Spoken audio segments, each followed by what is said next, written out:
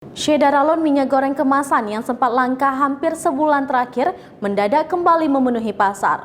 Berikut informasi selengkapnya.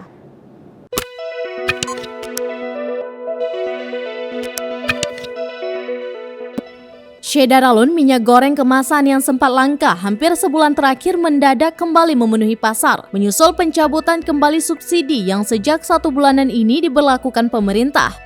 Berbagai merek minyak goreng yang sebulan ini kerap hilang di pasaran kembali bermunculan di etalase-etalase minimarket dan supermarket.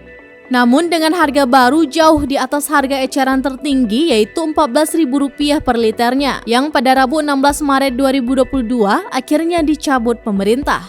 Kemarin harga minyak goreng premium kembali melonjak menjadi Rp40.000 hingga Rp50.000 per 2 liternya. Anehnya, di sejumlah tempat aksi borong masih saja terjadi. Pencabutan head minyak goreng kemasan dilakukan karena kelangkaan ternyata masih terjadi sekalipun stoknya cukup. Selain itu, sekalipun head sudah diberlakukan, banyak pedagang tetap menjual minyak goreng ini di atas head karena terjadi kelangkaan.